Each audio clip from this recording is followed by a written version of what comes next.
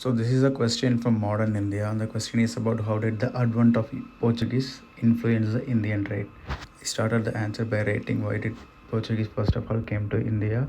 That is because of the fall of the Ottoman Empire and the fall of Constantinople, and they have to find an alternative sea route to India. I gave this as an introduction.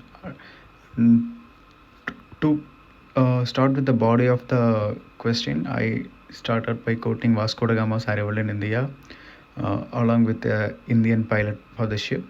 And after staying for 3 months, he took back some loot and sold it in the European market, and he got a huge profit.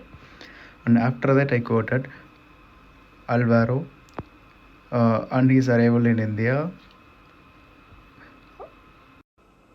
After mentioning about Vasco da Gama, I mentioned about Alvaro and his expedition to India, and he started a factory in Calicut. And after Alvaro, again Vasco da Gama came to India to set up a trading factory at the Calicut.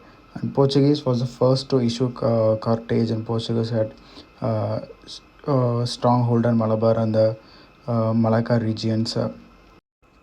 And then I mentioned about the how they acquired Goa from the Sultan of Bijapur and establishing themselves as landlords, and mention of some points about how they increase the economic status of the place by introducing the irrigation system, introduction of new crops like tobacco and coir rigging and artisans. And I concluded the answer by how Portuguese were the first one to leave the country of India because they got weakened by the arrival of the rivals like a British and their weakened position in the Arabian Sea. That was my conclusion.